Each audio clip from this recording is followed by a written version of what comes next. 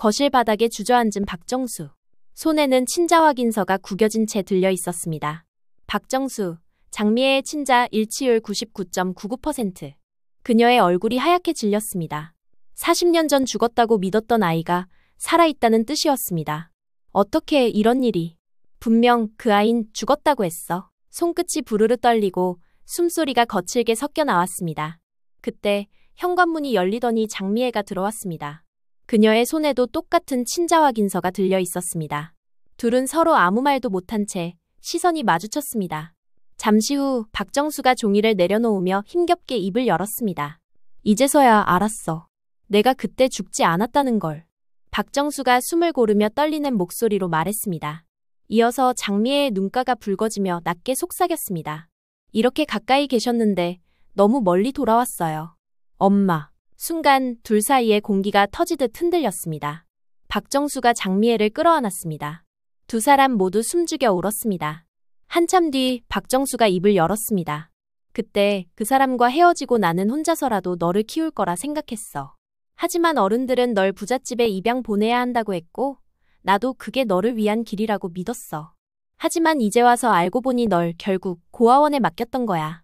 그때부터 잘못됐다는 걸 이제서야 알았어. 박정수의 목소리가 갈라졌습니다.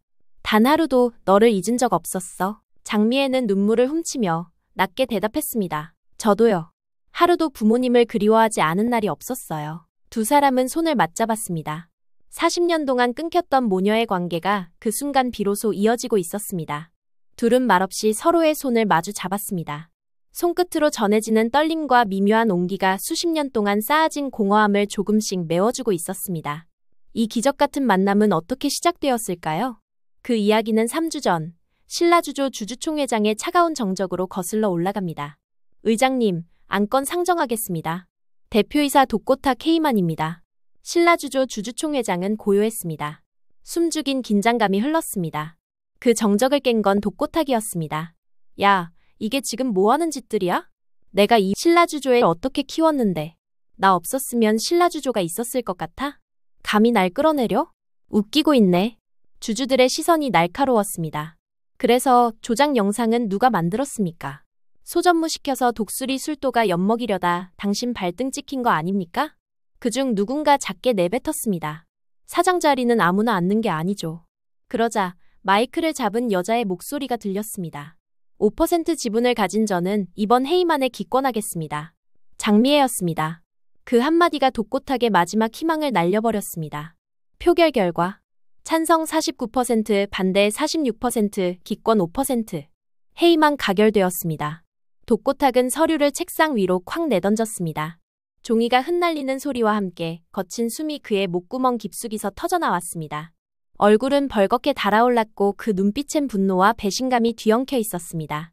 장미애, 당신이 나한테 어떻게 이럴 수 있어? 그의 목소리는 갈라지고 떨렸습니다.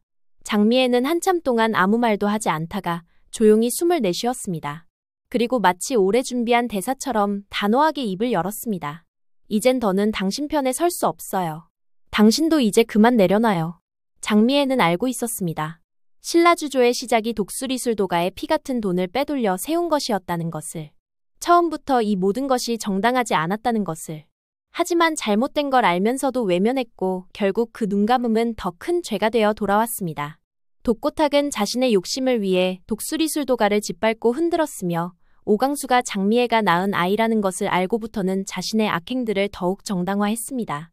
그럼에도 불구하고 독수리술도가는 오강수를 말없이 품어주며 상처난 마음이 회복될 때까지 곁을 지켜주었습니다. 장미애는 알고 있었습니다. 자신이 더는 독고탁의 편에 선다면 그것은 곧 다시 한번 독수리술도가의 칼을 들이대는 일이라는 것을. 지금 이대로 두면 독고탁은 결코 반성하지 않을 것이며 언젠가 또다시 같은 죄를 반복할 것이라는 걸. 독고탁의 해임안에 반대표를 던지지 않고 기권한 것은 더 이상 잘못을 방조하지 않기 위한 마지막 선택이었습니다. 며칠 뒤 장미애는 독수리술도가를 찾았습니다. 세리와 강수에게 떳떳한 엄마가 되기 위해 그리고 자신이 저질렀던 지난날의 죄를 외면하지 않기 위해 이제는 모든 것을 제자리로 되돌려 놔야 했습니다. 더 늦기 전에 자신이 할 수 있는 속죄를 다하고 싶었던 것입니다. 마광숙 씨, 부탁이 있어서 왔어요. 장미애는 가방에서 봉투를 건넸습니다. 신라주조 지분 5%예요. 이젠 진짜 주인에게로 돌려줄 때가 된 것 같아요. 마광숙은 놀랐습니다. 이걸 왜 저희에게? 그 옛날 저희의 어리석은 행동으로 술도가가 무너질 뻔했어요. 공장 문까지 닫는다는 말이 나왔을 정도였잖아요. 술도가를 그렇게 힘들게 만든 내가 무슨 자격이 있다고. 신라주조는 독수리 술도가의 피땀으로 만든 거나 다름없는데 어리석게 제가 움켜쥐고 있던 거였더라고요. 그래서 지금이라도 돌려드리고 싶어요. 늦었지만 제 진심이에요. 장미애가 자리에서 일어서려던 순간 장미애의 가방에서 무언가 툭 떨어졌습니다. 빛바랜 낡은 사진 한 장이었습니다. 마광숙이 바닥에 떨어진 사진을 주워들며 물었습니다. 이건 누구예요? 아, 그냥 옛날 사진이에요. 별거 아니에요. 어린아이 사진 같은데. 장미애는 잠시 망설이다가 조용히 대답했습니다. 보육원에 맡겨질 때 찍은 사진이에요. 유일하게 남은 제 어린 시절이죠. 장미애는 사진을 조심스레 가방에 다시 넣었습니다. 이 사진은 단순한 기억이 아니라 자신이 세상에 존재했다는 유일한 증표였습니다. 어릴 적 이름도 부모도 생일도 몰랐던 시절. 사람들이 그녀를 아무렇게나 부르고 스스로도 자신의 뿌리를 잊어야 했던 시간 속에서 그 사진은 그녀의 존재를 확인시켜주는 유일한 것이었습니다. 그래서 늘 지니고 다녔고 혹시라도 누군가 이 얼굴을 알아볼까봐. 한 번이라도 눈길을 멈춰줄까봐. 장미애는 수십 년을 살아왔던 것입니다. 그 순간 마광숙은 가슴 깊이 울컥해졌습니다. 사진을 지니고 다니는 장미애의 모습에서 그동안 말하지 못했던 외로움과 버림받은 기억이 고스란히 전해졌기 때문이죠. 어린 시절 자신이 누구인지도 모르고 오직 이 사진 한 장만 붙잡고 살아왔다는 말이 진심처럼 다가왔습니다. 그 외로운 세월 속에서 단 한 사람이라도 이 얼굴을 알아봐 주길 바라는 마음으로 사진을 꺼내고 또 품었을 장미애의 시간들이 아프게 다가왔습니다. 한편 박정수는 첫사랑 박종호의 장례식을 다녀온 후 설명할 수 없는 공허함에 잠겼습니다. 그가 떠난 순간 마치 자신의 삶에서 마지막 조각 하나가 사라진 듯했습니다. 기억은 점점 흐려지고 더는 이 세상에 정리할 일도 남지 않았다는 공허함이 마음을 덮었습니다. 박정수는 서랍 깊숙이 넣어두었던 낡은 사진 한 장을 꺼냈습니다. 오래전부터 꺼내지 않았던 사진이지만 그날따라 그 아이의 얼굴이 선명하게 떠올랐습니다. 돌아오지 못한 아이, 자신이 지켜주지 못한 딸. 같은 시각, 마광숙은 동석의 집으로 발걸음을 옮겼습니다. 박종호의 장례식을 다녀온 뒤 박정수가 느낄 상실감과 외로움이 걱정되었기 때문이었습니다. 조용히 문을 열고 들어서자 박정수는 낡은 사진을 손에 들고 앉아 있었습니다. 그녀의 눈빛은 먼 기억을 더듬는 듯 깊고 아련했습니다. 어르신, 무슨 사진인데 그렇게 오래 보고 계세요? 마광숙의 조심스러운 물음에 박정수는 고개를 들었습니다. 이 사진, 내 딸과 마지막으로 함께 찍은 사진이야. 그런데 이 아이, 지금은 이 세상에 없어. 박정수는 잠시 말을 멈추었다가 조용히 말을 이었습니다. 그 사람과 헤어지고 나서야 알았어. 뱃속에 아이가 있다는 걸. 사람들 눈을 피해 혼자 낳아서 키웠어. 힘들었지만 그래도 어떻게든 살았지. 그런데 아이가 4살쯤 되었을 때 아버지가 애비 없는 자식 혼자 키우면 원망만 남을 거라고. 결국 난 아버지 뜻에 따라 아이를 먼 친척 집으로 보냈어. 그땐 그게 최선이라 믿었어. 사진을 더 꼭 쥔 박정수는 말을 이어갔습니다. 그런데 얼마 지나지 않아 아이가 열병으로 죽었다는 소식을 들었어. 이야기를 듣는 동안 마광숙의 시선은 사진 위를 떠나지 못했습니다. 저 얼굴 어디서 본 것 같아. 분명 낯이 익은데. 마음 한켠이 서늘하게 저려왔습니다. 그 말할 수 없는 감정이 목까지 차오르던 순간 마광숙은 사진을 가리키며 조심스럽게 말했습니다. 어르신, 혹시 그 사진 제가 좀 봐도 될까요? 왠지 낯이 익어서요. 사진을 받아든 마광숙의 손이 미세하게 떨렸습니다. 며칠 전 장미애가 떨어뜨렸던 그 사진과 놀랍도록 닮아 있었습니다. 이 사진 제가 잠시 가져갔다가 돌려드려도 될까요? 꼭 확인해보고 싶은 게 있어서요. 박정수는 말없이 고개를 끄덕였습니다. 그날 저녁 마광숙은 장미애를 찾아가 조심스레 사진을 건넸습니다. 며칠 전 술도가에 오셨을 때 보여주신 사진요. 이 사진 속 아이와 너무 닮았다는 생각이 들어서요. 장미애는 마광숙이 건네준 사진을 보자 눈빛이 흔들리기 시작했습니다. 사진을 본 순간 단숨에 알 수 있었습니다. 사진 속 아이가 자신이라는 것을. 그리고 이내 시선을 마광숙에게 옮기며 떨리는 목소리로 물었습니다. 이 사진을 누가 가지고 있던 거예요? 그 순간 마광숙은 온몸에 소름이 돋았습니다. 이토록 기막힌 인연이 또 있을까? 가슴속에서 하나의 퍼즐이 또각 맞춰지는 것을 느꼈습니다. 마광숙은 짧게 숨을 들이쉬고 조심스럽게 말했습니다. 이 사진은 봄이 외할머니께서 오래전 잃은 따님의 사진이에요. 죽은 줄 알고 간직해오신 사진인데 사진 속 아이랑 장미애 씨 보육원 사진이 너무 닮았어요. 얼굴도, 옷도, 심지어 표정까지도요. 장미애는 심장이 쿵 내려앉을 것 같았습니다. 마광숙의 마음도 요동쳤습니다.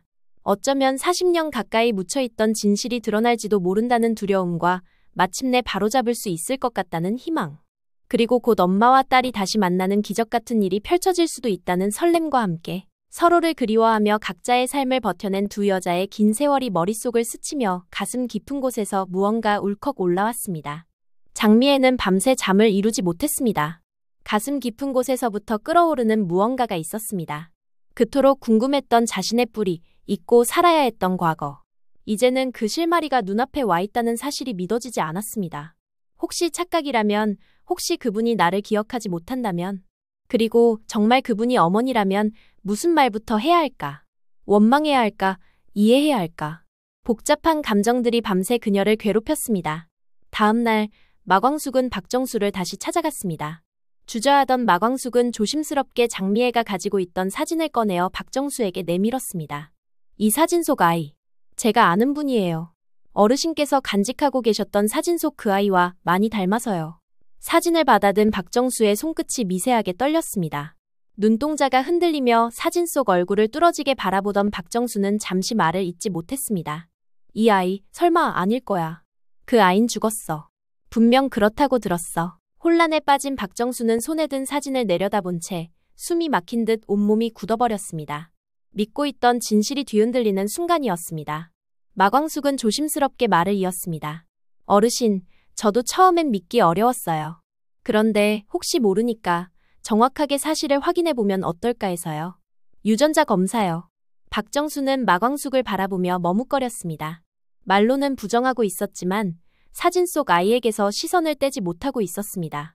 보는 순간 딸이 얼굴이 맞다는 생각이 떠나지 않았지만 말로 꺼내는 순간 고통으로 버텨온 지난 시간들과 다시 마주해야 할 것 같은 두려움이 엄습했습니다. 그런 박정수 앞에서 마광숙은 더 이상 물러서지 않았습니다. 진실을 외면하고 시간을 흘려보내기엔 너무 멀리 왔다는 생각이 들었기 때문입니다. 마광숙의 조용하지만 단단한 목소리는 결국 박정수의 마음속 깊은 곳에 스며들었습니다. 마주해야 할 그 진실 앞에서 박정수는 처음으로 두려움보다 확인의 필요를 더 크게 느끼기 시작했습니다. 마광숙의 손에 들린 사진 한 장이 오랜 시간 묻혀있던 진실의 문을 열고 있었습니다. 며칠 뒤 유전자 검사 결과가 도착했습니다. 박정수, 장미애, 친자 일치율 99.99%. 검은 활자 하나하나가 진실을 말하고 있었지만 종이를 손에 쥔 박정수의 눈동자는 깊은 혼란으로 흔들렸습니다. 박정수는 거실 바닥에 멍하니 주저앉아 숨이 막히는 듯한 표정으로 종이를 내려다보고 있었습니다. 손끝이 떨리고 숨이 가빠져오며 믿고 싶었던 과거와 믿을 수 없는 현재가 뒤엉켰습니다. 한참 동안 종이만 바라보던 박정수는 고개를 떨군 채 속삭이듯 말을 흘렸습니다. 어떻게 이런 일이? 그 순간 현관문이 천천히 열리며 잔잔한 공기가 스며들었습니다. 문틈 너머로 장미애가 숨을 고르며 조심스레 집 안으로 발을 내디뎠습니다. 그녀는 박정수가 들고 있는 하얀 종이를 보았습니다. 자신도 이미 같은 결과지를 손에 쥐고 있었지만 그 순간만큼은 그 어떤 말도 꺼낼 수 없었습니다. 거실 공기는 숨막히게 조용했습니다. 박정수는 고개를 들었습니다.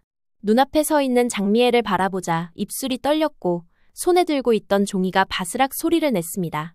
두 사람은 말없이 서로를 바라보았습니다.